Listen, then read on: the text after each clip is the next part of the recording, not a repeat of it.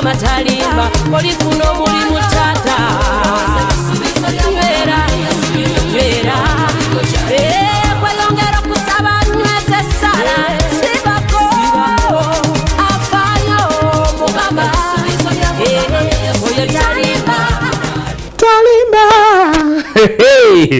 yeah man ojulire tune eyo mumanyi agafanagana kuwe gatyo oluyimba baluyita talimba all the way from the Honorable Judith Babiri namukwano gwange tupakiti musuba tetuli naye leero funyemu obukosefu bamuyita Naglian Naglian tutera okukayana ku luyimba luno Eva nga mugamba nti Honorable Judith Babiri nga gamba nti takyali Honorable so netubeerawo ekibozi nekifuuka ekibozi ku nsonga eyo naye nga once a honorable is ever a honorable oluyimba olwo baluyita talimba all the way from Honorable Judith Babiri ate nga before tubaddewo ne ka vibe bakayita varingana varingana kayimba ako kuva eri mu South Africa ya Zimbabwe ya omuyimbi bamuyita Minister Michael Mahendere ndoza kakoze bulungi kuyoba kabako obuyimba bombi bukoze bulungi ankakasa tumaze okuyingira mu vibe bwefanagana bwetyo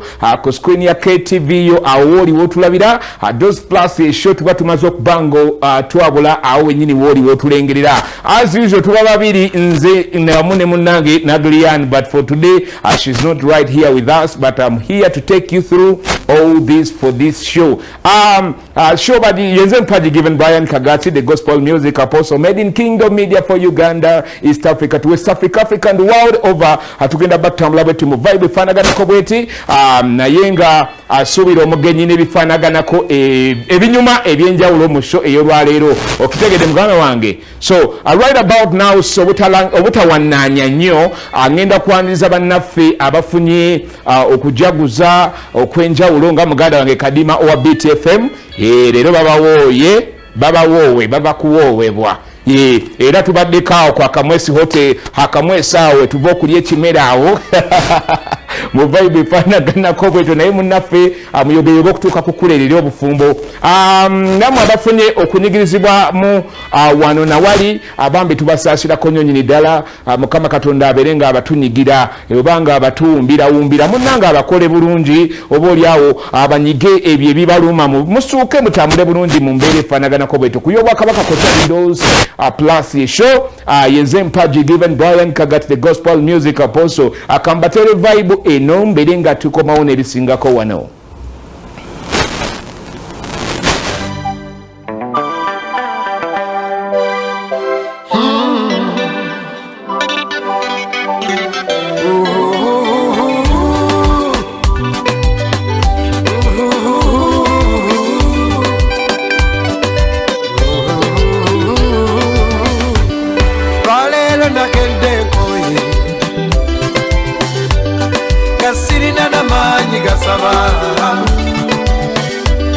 Abajereka byenkola bangi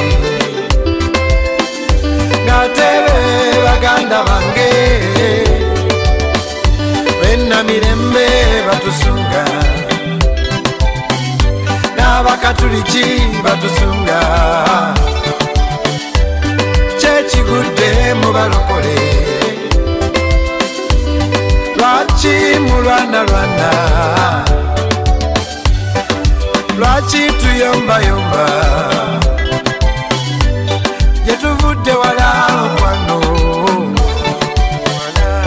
betuzimbye ate mu bisuula tuyomba ng'obukoko buto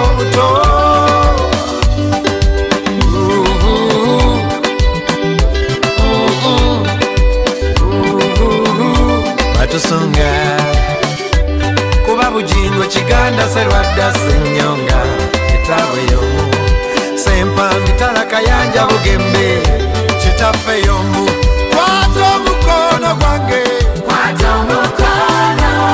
yegwe muganda wange neza omukono sabirawe embeera nga nkwa lwaki okuma mulwatu neza omukono gyetuvudde walanze nawe gyetugenda wala muganda wange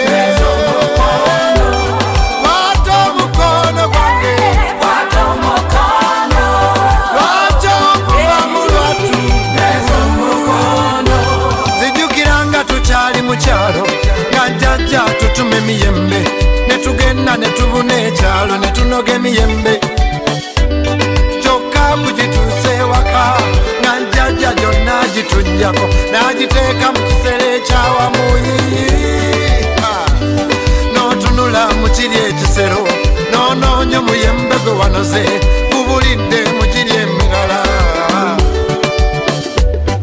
ekkanisa zitulwanyalwanya ne rediyo zituyombyayombya zonna zirina nnyinizo wali zikuŋŋanya onfumisa amavumu amazito nga ggwe muganda wange bw'alidde alitubuuza kati mwali mufaaki kwata omukono gwange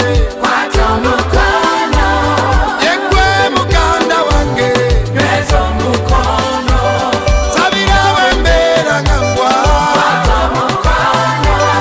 lwaki onvuma mulwaddu gye tuvudde walanze nawe gye tugenda walanze nawe kwata omukono gwange lwaki onvuma mulwaddu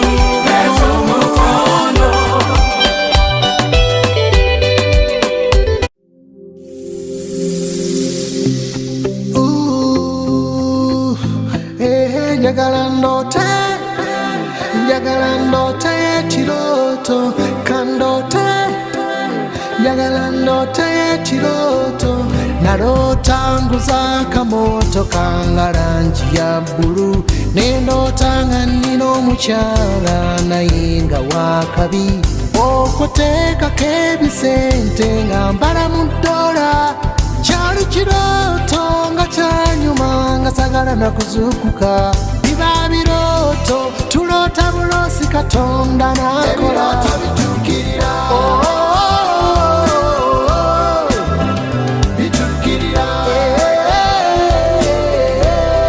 ebirooto bituukirira keep dreaming keep dreaming bituukirira ebirooto bituukirira keep dreaming keep dreaming oh kali kana bambi kali kampisa yaloota kirooto Yusufu yabulira baganda be bamukyawa olwekyo bamuyita n'amannya Sekalootera nga bamujereka bamutunda naye ate eri gye bamutunda laba sekalootera gye yasiimibwa kabaka ebirooto bituukirira ebirooto bituukirira ebirooto bituukirira keep dreaming keep dreaming keep dreaming keep dreaming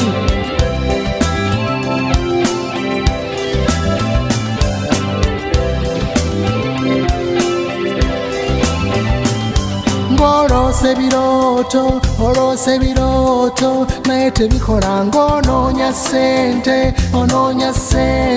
nazo zabula mbw'osula mu kyaki onoonya goodi bali nga baseka nze omuntu asaba omuntu aloota simujereka paana gwerinda luli bammande luli basanda lituwa wano obujulizi nti ekyali ekirooto laba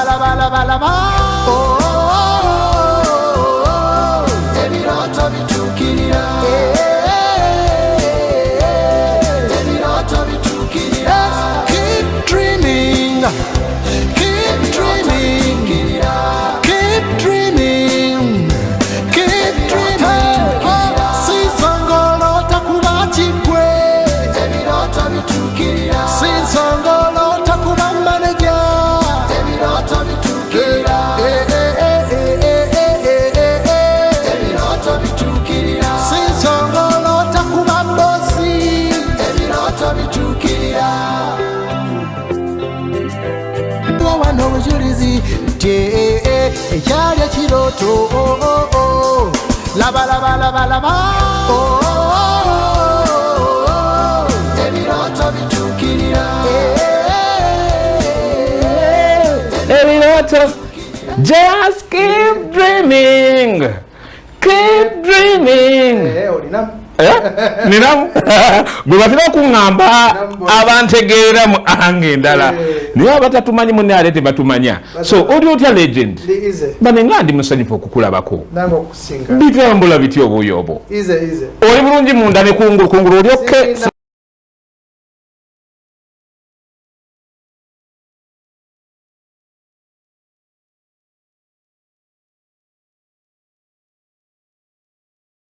ng'omutegeerako ebisingako wano nze nyinza obutamunnyonnyola fiiti naye kasita wali mu nyumba papa ngenda kukusaba weeyanjulira oli munnaffe atulaba bali KTV okay amanya Padman gwe basinga okumanya okay I'm glad to be here ndi musanyufu ndi wano program ya muganda wange Kagaati Padman yes oli otya ndi ize okimanyi nti gwomu ku bantu besimanyira nga nze mbulamu bwange waliwo abantu abenneegomba edda nga sirina kyennaalayo oba kyennaabadde anene bwe nnabasemberera mune akamanyiro kaagaana okukula sikumanyira nzijukira lwensembayo okujjako eyo ojja kubupulo yanditako mu studio bina nga jangu obuzeeko ku muzeeyi nya nenkubongako naye nga nkankana sibole tubeerangayo naye muganda wange okundowoozaako nonkyaza amiina naye webale kuweereza ggwanga webale kusiima oli ali obuuyi buli yali agadde okutegeera omwami Padman amannya g'amazaale gali ag'okunnanga muntu oba ageeka ge baamuyitanga ng'akyali muto ge galiwa ge bampitanga tufiiriddwa kulumbeeka eyo nga tufiiriddwa Kayiwa Mukasa Paddy Kayiwa Mukasa Paddy. Yes. Okay. Kayiwa Mukasa Paddy. Those are my names. Okay. Katieno kumulimu. Tene mumpita Padman. Padman. Yes. Okay. Obuzaalibwa uzaalibwawo. Ndi muzaale w'Essanga Kyaddondo awo. Sanga. Yita Matuga mailo 14 nodda awo Sanga. Si wala nnyo. Ozaalibwa mu kibuga otyo. Kumpi awo. Kakati mukulu Padman. Edda emyaka mingi egisoba mu 10. Nali nkulabyeko ng'oyimba ng'ogyeko zino vibes ezakabiza otadde mu biro bino. Olwo nali nkuleko ng'oyimba dda. Kakati ate nasooka kulaba nnyimba nga sinaba kumanya nti ate bw'omu ku ba creator ba music mu ggwanga lino erya Uganda abaliidinze. Wasooka kuyimba wasooka kubeera producer?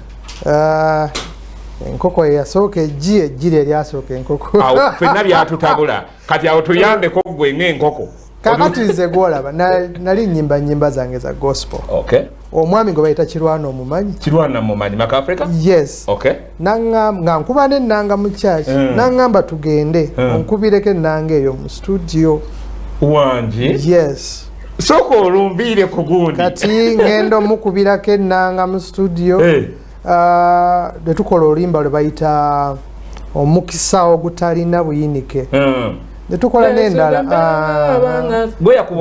tukola n'endala baziyita golokoka yaka n'endala kati one of omukuba oluganda abaali wano nawulira ennyimba ze nga nnungi bwe mwali ne Madam Betty Nakibuuka gwe luyimba lwange nayo nakuba bulungi ennanga so Roni Mukisa angamba nti njagala nange agamba Kirwana njagala omwana eyakubidde ennanga nange mutwala nkubireko ennanga so antwala ku Dream Studio antuusa ku Dream Studio kati omwami ambuuza nannyini studio tinaye gwe okolerawa nze ndi mu church ndi muyimbi so bule kalono nga sinaba kuwerabira ebiseera byo nannyini studio yali ono gwe tumanyi omwami Ediyawe yes gena nangamba naye osobola okujja n'okola nengamba nze bino sina budde my interest was doing my music so nengamba kale kangende muyambeko njakola ne music wange bamaliza music wange nangamba ate kati olagawa na introducing eri abayimbi abalala the likes of Bobby Wine Chameleon bona yeah Misa Kisemakula but the first song to do there was Kankutendereze wow yes Bannange ongambye ebintu bye sijja kwerabira. Omusajja Kirwana Mcafrica akusanga mu church ki? Living Water. Steven Kabunga, yes. Najana nkumbi oba. Yes. Yes, omusumba Kabunga yali agisumba ebiseere. Yes. Naga oluganda tugende mu studio nkubiremu ennanga. Owekitiibwa katuwumulemu katono nga bwe nkyeya kufumiitiriza ku by'oŋŋambye. Kale mugala.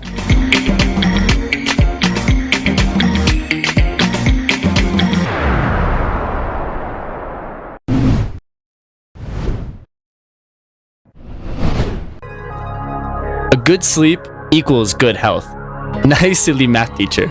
Indeed, doctor. Take an example of some of my patients. Abamu baja ne stress, fatigue, neck and back pains, and even insomnia. And with all of my years of experience, I can confidently say that Rose Foam mattresses have never disappointed not only my patients, but also my friends and family.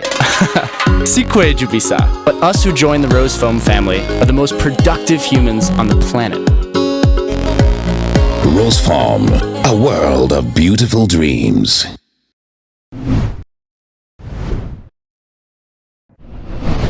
Kingdom Jewels Mixed Down Boarding Nursery Primary School ly'essomero ly'omulembe guno lisomesa omwana omuwala n'omulenzi ate nga lizimbiddwa ku musingi ogw'ekikristaayo liyigiriza empisa lirina abasomesa abatendeke ate nga bafaayo eri omwana lisangibwa Salama Valley Zone ku Lwesa Stage okuwandiisa abayizi kwenda mu maaso ku ssomero okuva ku baby class okutuusa ku kibiina ekyokuna ate nga n'ebisale byabwe bisoboka okumanya ebisingawo noti 78 noti 657 377 oba noti 7 noti Lukaga 57 377. Kingdom Jewels, engaging hearts, equipping minds.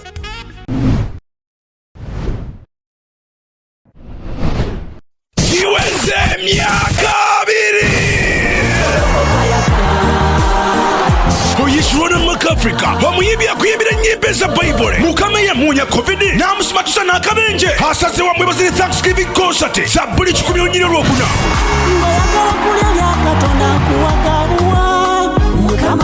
asokeje ku Grand Pilote ku Easter Sunday okuyingira emitwalo 5 emyezi y'abantu 10 akakadde kamu ate y'abantu 5 emitwalo 5 kusaba mwenezo regular Yesu yagenda okubeera omugenyi omukulu nga Kirwana ayimba nga Yesu bwawonya n'okugaba omukisa atola okuyisa maana erukire Family Healing Center n'amasuba ewa musumba kyaze okuyingira mutwalo ate abana bate 15 olikiduka bayimbi banje bayimba ennyimba za gospel byonna ku Easter Sunday ne Easter Monday twekate ku Kirwana Mcafrica ng'ajaguza emyaka 2 kiwugidwa kyenda musatu Kingdom FM ne KTV.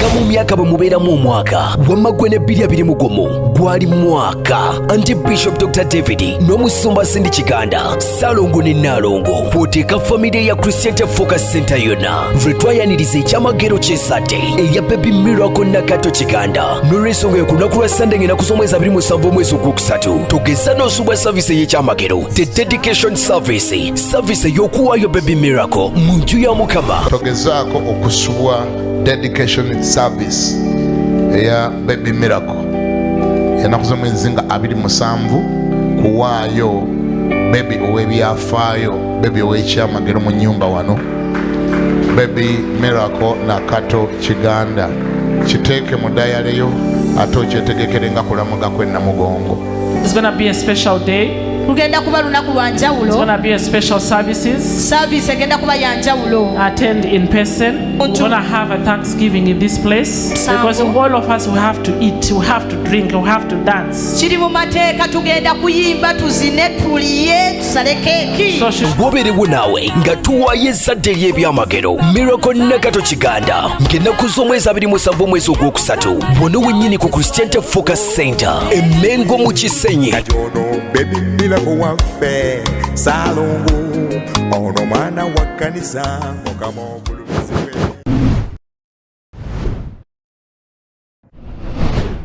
nga tukyagenda mu maaso ne sidoni yogoberera omulabe okumusuuza ebyaffe ku Christian Focus Center overnight y'olwokutaano ono gugenda kuba muliro. Tulina overnight prayer gy'oteetaaga kusubwa kubanga ejjudde amaanyi n'amafuta ag'omwoyo omutukuvu. Yangu owulire ekigambo ekigenda okujja ku leva emu kikutwale ku leva endala mu linnya erya Yesu. Omulabirizi Dr. David Kiganda wamu n'omusumba Cindy Kiganda Ssalongo ne Nnalongo saako abaweereza balala bangi beetegese okusabira n'okusiiga amafuta buli muntu ku lwokutaano lwa wiiki eno okuva ku saa 12 ez'olweggulo okutuuka ku makya. Abaana ba Mukama mujje tulwane tusuuse omulabe ebyaffe ku Christian Focus Center Emingo Kisenyi tosubwa. Your God is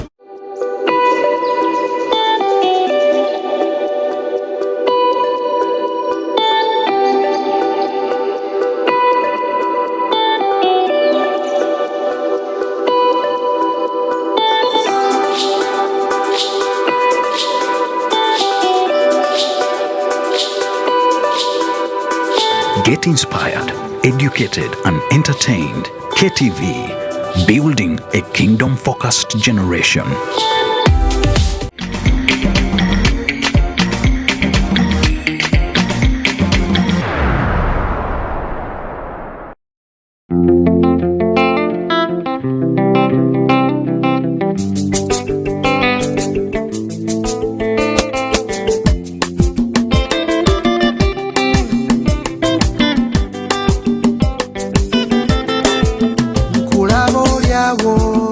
Muganda wange tolina mirembe, abaana bakaaba ensimbi zabula n'essuubi tewali.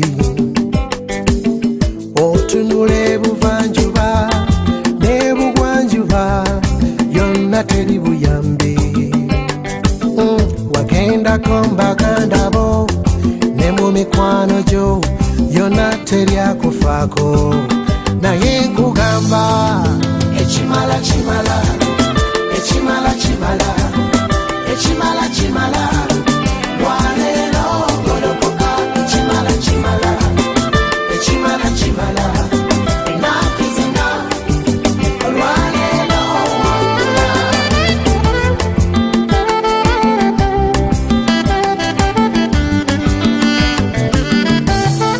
Banno bawa bujulizi buli lukya ng'oliwo kuba ngalo. Banno bagenda Bulaaya buli lukedde ng'oliwo kubanona. Wafuuka na mperekeze ku mbaga za banno, kati ndaba ekikutte nga kikutakkiriza tekisawo ekiri okuganja weekuli. N'omukono gwa Mukama laba gukujjayo gy'oli. Ekimala kimala, ekimala kimala, ekimala kimala, lwaleero golokoka. Ekimala kimala, ekimala kimala, enough is enough, lwaleero wangula.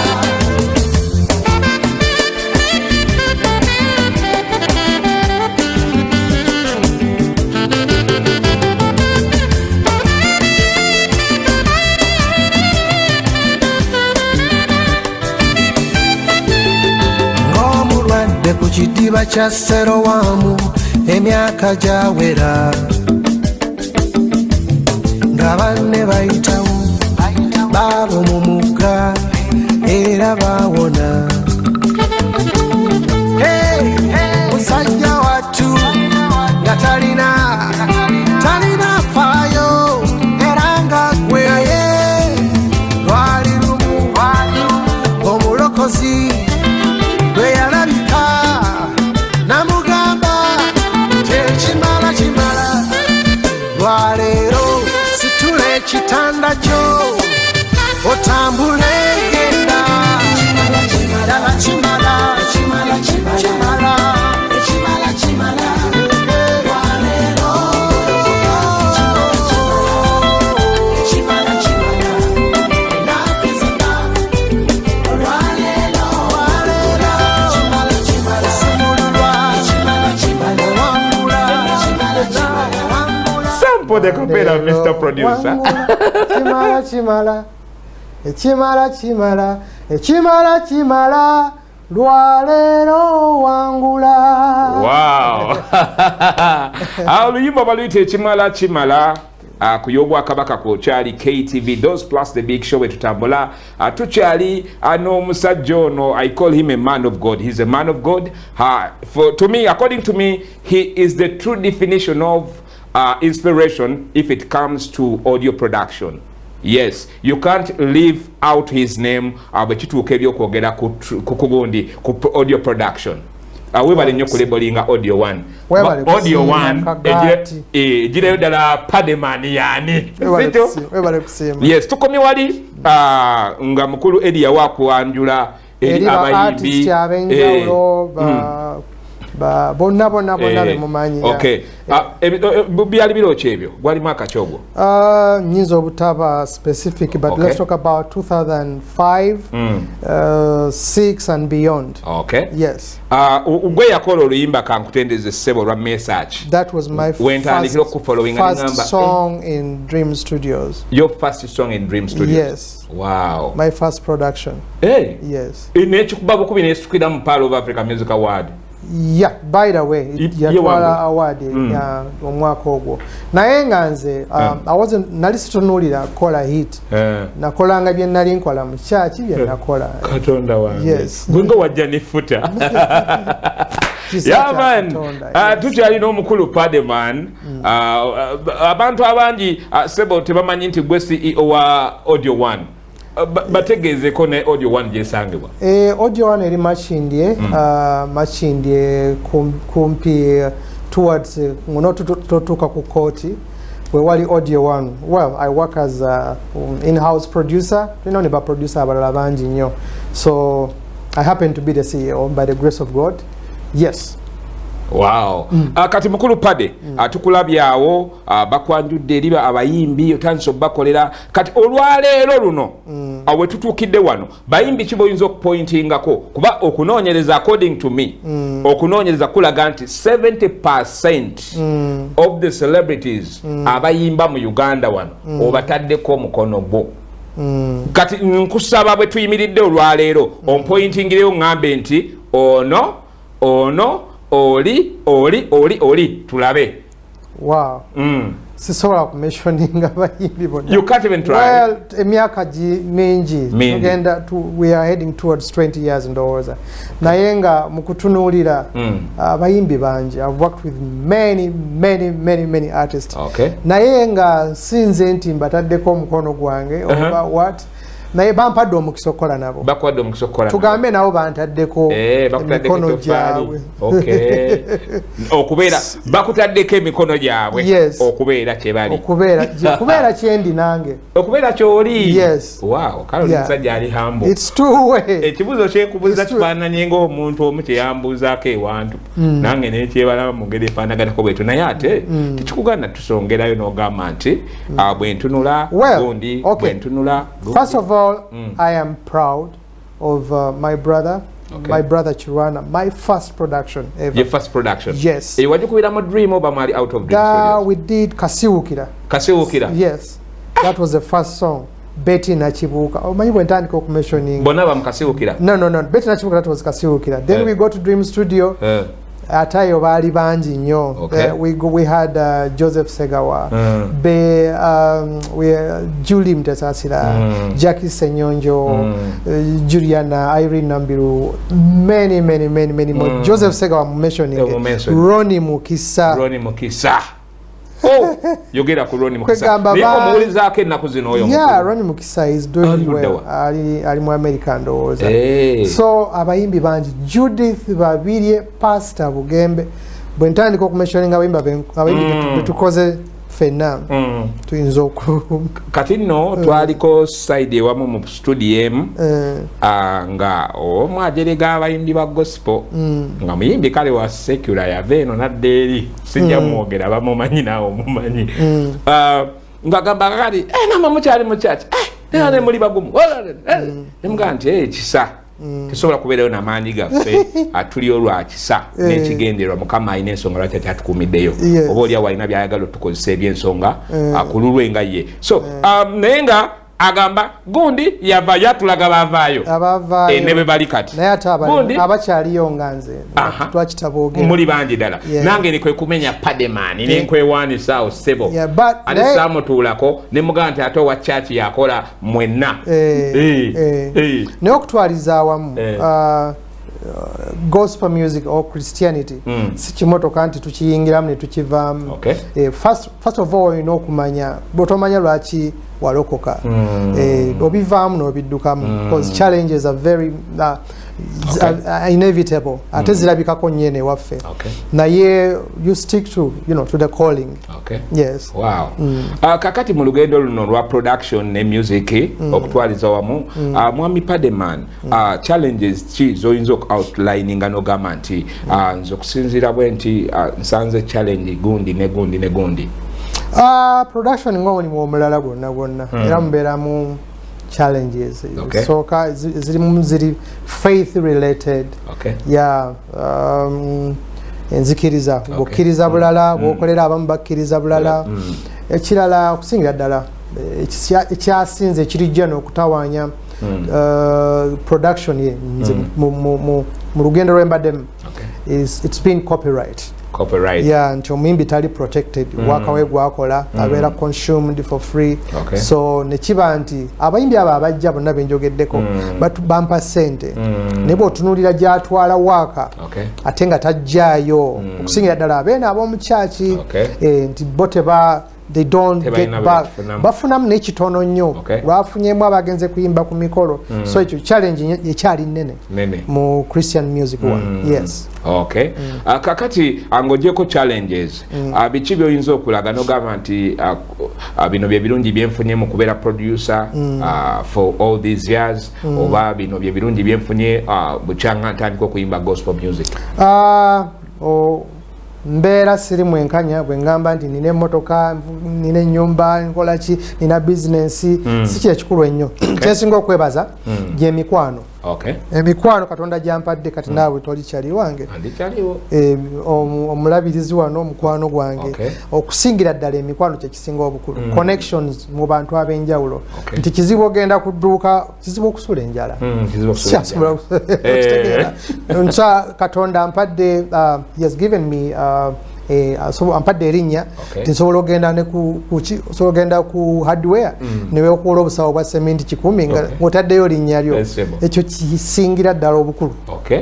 Mukama kyakikoze Katonda akikoze ekyo weewaawo n'ebisingakawo bikyajja weewaawo n'ekyo kinene nnyo okitegedde teri kisinga ekyo erinnya eddungi bayida ne Bible eryogerako teri kisinga ekyo credibility teri kisinga ekyo amazima ddala. Wow. Paddyman, gwe ani aku-inspiring okujoininga production?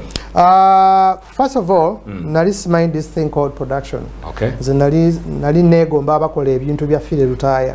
Neegombanga nnyo abakola ebintu Abaswidi? Yes. Tebaali Baswidi, baali Bannayuganda by the way.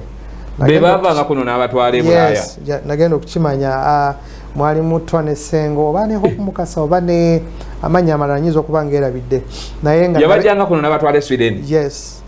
N'Abaswidi baali neegombanga nnyo abakola music wa Fire Lutaaya. Of course he's a legend. Neegomba abakolanga music wa Limitex. Yes, ujjukira ebiseera akabinjaako. Yes. Neegombanga abakola music omulungi ebiseera ebyo nawulirizanga nnyo music. I used to love Oliver Ngoma's music. I used to listen to a lot of South African music. So I had taste for beautiful music. Yes. Kyecha inspiring okutandika. Kyekyakuzuukusa muli okubaako n'ekyozaala ku Nnanga awo. Yes. Abatandika okumenya ku producers bameka b'oyambyeko? kuba kakati you are an icon, a legendary producer, music bale tukujaguza ojja kuwandikwako ne mu butabo abaana baffe ne bazzukulu baffe bali kusomako naye njagala oŋŋambe nti nze nga Paddy waliwo abaana abayise emikono gyange bano kakati we inspire directly and indirectly. Waliwo abantu abakusinga ne bagamba nti Paddy you inspired me naye nga tomulabanga nako nga yawuliriza byokola naye nga abikolera ddala nga ggwe okitegeera. But people I've been but hands on. I've been with Croch, producer. I've been with Jacobo. I've been with Josh Wanda. Jacobo Pro. Wow, my Josh friend. Wanda. I've been with Emmy. I've been a number of producers. Yes, and I'm proud of them. They're doing well. Wow. Yes. Bali kuzala. Production houses ezenjawulo. Yes. So mu vibe fanagana ko betu tukyali ku KTV yo Bwakabaka Those Plus show. Yenze Mpaji given Brian Kagaati the gospel music apostle. Made in Kingdom Media for Uganda, East Africa to West Africa, Africa and the world over. Abakira this time round here we are with a legendary producer, a singer, a songwriter. In fact in the music muita byonna. Musajja ono byonna mu music simanyi gweyo anayenga datuwayamu kano na kali tugenda kukusaba tugenda maso kutugenda essimu gwe okube obuze ku Paddy omwebuulize kyoyagala okitegedde ogenda kuba omwebuulizeeko omubuuzeeko obuuze kyoyagala akuyobwa Kabaka we tuli Those Plus the big show abwe tutambula abakira akaseera kano mukulu Paddy ansaba ontangazeemu Uganda owulira music okuva mu East Africa? Yes, ate oweno mu East Africa? Mpuliriza music no mu South Africa I listen to music all over. Okay. Music wo mu South Africa asinga agwa mu bikaki? South Africa nabo batagalanga ffe tebatereera teriyo kika kyolaba nti kino kiri born in South Africa. House music ne babeera ne Kwaito ya dominating nnyo. Babeera ne Kwaito kati balinayo amapiano ogenda kulya nga nako bavuddeko amapiano gazaalibwa eyo amapiano yes gazaalibwa eyo n'abaana bano nalabye batandise okuganankana yes but the longevity babona ne longevity naye twe tuddayo ku afrobeat yaabwe eyakuva ku bachiko yaba Brenda Fassie that music era ogenda mu bifo byabwe gye bakubira music yo yakyali w'amaanyi nnyo. Kati music wabali ababa identifying naffe omujiji oguliwo okutuuka okuboleka obwanga music oyo agwawa music aliwa afrobeat yes bakyakuba afrobeat nenga bafusing ati kigambe bad nnyo into house house related with Kwaito and then now they're into amapiano.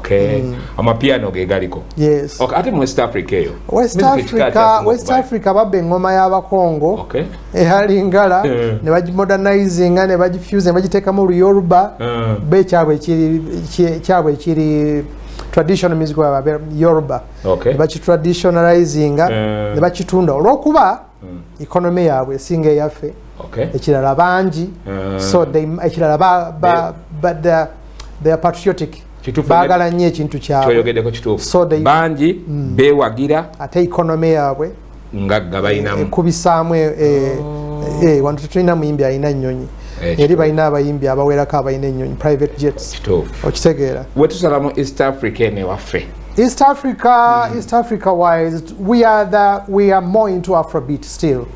Afrobeat ezingiramu bingi Afropop Afrobeat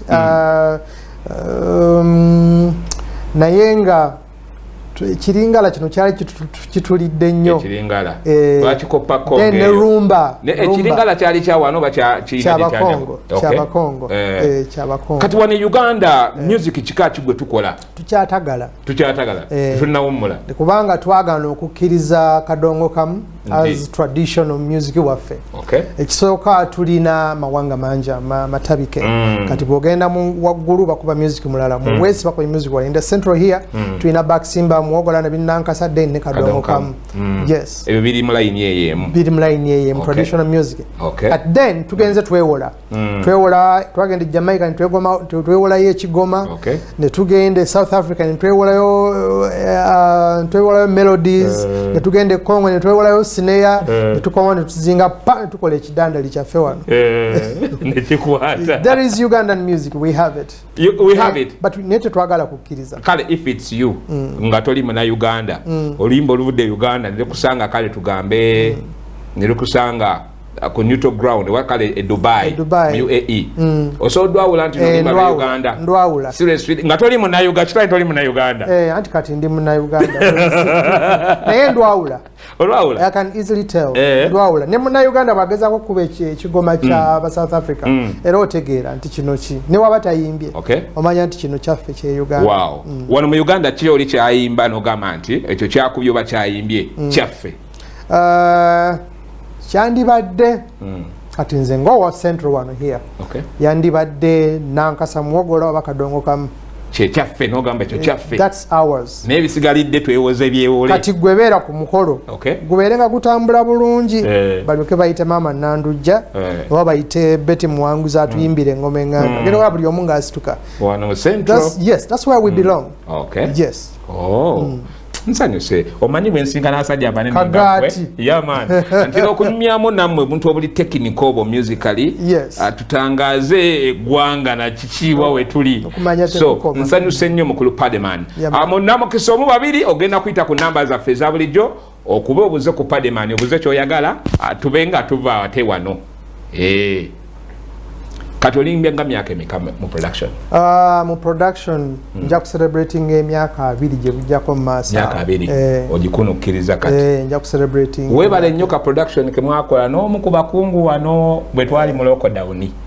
Webale kusiima. Twali tulaba live stream nga production ali steady. Webale kusiima. Nangamba gwe Kagaati ebintu nga bivuga bulungi muga nti kati weewuunya awo walayika waliwo Paddy. Webale kusiima. Emikono gibeera mingi. Giba mingi. Yeah. Okay. Yeah, those are some of the things we do. Kasawa Bera sound Gwempita. Okay. Sound. Kasawa Bera production sound. Okay, aliko walo. Yeka mugama wange. Ndi bulungi muganda wange ogamba otya Monica? Okwedde okuno olulungi ze national Monica kutandika kwewali ku before the Amina muganda wange. Wanji mkwano. How are you, my brother? I am doing well. How are you? Webale kusima. Paddyman abayitibwa kujja kusala besiga kwenyumirizamu era bakwagala nnyo. Neyanziza. Era kubidebedda kusiwaisi ne mugamba kyaliko ng'ali kuba yakyasinza okwagala weeka mutya. All right. Era ne enwe mwanji abaddewo ne Aidini Kayemba ne baŋŋamba bakuteze bagala kuwulira likuvaoli talented. Bongere ko bwoti. Naye nga mukwano gerera okubeera n'empiso omanyi sembeera ku ground naye suukira abakomiti egamba nti naye kati amu amaaso oba n'akuba ekikono nga producer abalala bwe babeera. Wabale kusiima nnyo. Alire nze nasa Monica Kanyarwanda nange agala Banyarwanda tukufa bitoli. Temumuga ne mumutwala e Rwanda. Oba olire bakufa bitoli. I understand. Thank you. Okay, omulala ali kuyobwa kabaka kuba yogereko naffe obuze ku Paddyman obuze ekibuzo kyo.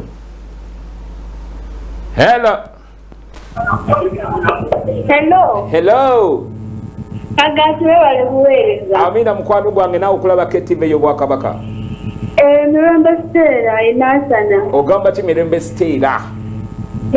Ngamba otya Paddyman Mukama yeebazibwe. Kama mulungi nnyabo. Webale buweereza. Webale kusiima nnyabo. Banayize yakundetera okwesalinga yali ani Sylvia Namukisa. Bambi. Yakubirako ku luyimba bambi nga lulungi naye nga onoonya engeri gy'oyinza kusikanamu like mwe abasajja abakola amafuta naye tulina we tutuuka. Amina. Naye Katonda akuleete. Amina. Waliwo teneebuuza kiri ekintu kimu. Yes. Kati senga Katonda ayinza okuba teyakuyita kuweereza ng'oyita mu kuyimba. Yes. Naye ng'oba oli awo waliwo asobola okuyimba. Naye nga tasobola kukozesa maloboozi.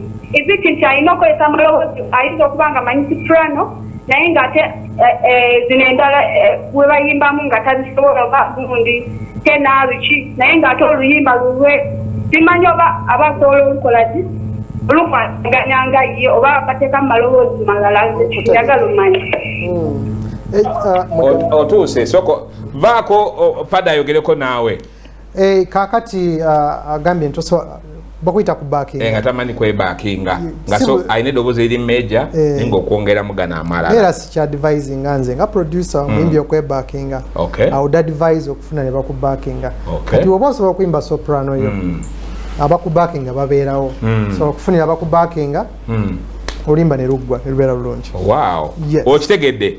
Paddy Sabulendongo kayimba kalero webali ekigoma bannanga kayimba maani oluyimba olwo speed gye luddukirako temanyi kibuyaga ngeri temanyi speed kibuyaga gyakubirako empewo oluyimba lubunyisa enjiri lutambula luzaamu amaanyi lukikuba lukikola Katonda wabanako. It's a beautiful song. Yes, beautiful song. Okay. Mwebale nnyo bannaffe betutambudde awamu okubeera ddala eri gye twatandikidde paka wano etwolese weebale okubanga obaddeko ku y'Obwakabaka KTV Dose Plus The Big Show wekitiibwa Paddy the legendary Sebo kimu bibiri obisuuleyo wali tusobole okubanga tusiibula tuve wano ebitiibwa mpadde bingi munaye sina kyakukolera nange sinze nakuwonayo nti njagala okusiima management ya TV eno mwebale nnyo Bishop ne mama njagala basiima okubanga mwatera program eno ey'abayimbi mwebale promoting Uganda music mwebale promoting gospel music and thank you for those who are following Paddy Audio One. I want to send my greetings to my dear friends, all the Audio One team, my mama, everyone. I appreciate you. Amanya Paddy chali wange Kagaati gocha sinze Amina Paddy anange nsanyusa okuba naawe olwaliro mu show antera okunyumyamu ne baganda bange naye tubale tunyumyanga mu mboozi mpanvu bweti ampeeredde omukisa gw'amaanyi ne munnange oli awo oli obuuyi buli ate ndowooza naye aweeredde omukisa gw'amaanyi kuba ategedde sitaawe Paddy yaluwa era yaani ebisingako awo ndowooza tulinyumyako mu interview esingako awo naye olwaliro tusiimye bale tukyalirako nawe webale okubanga obaddeko ng'ogoberera KTV Dose Plus The Big Show ayenze mpaji given Brian Kagaati tiimu tukoze nene ku kamera ambaddeko ne mwana mulenzi Alan Semju oyo then ate wali mu TX mbadde n'omulangira bamweyana ajime ndowooza nze ne produce nze mukama abankuumire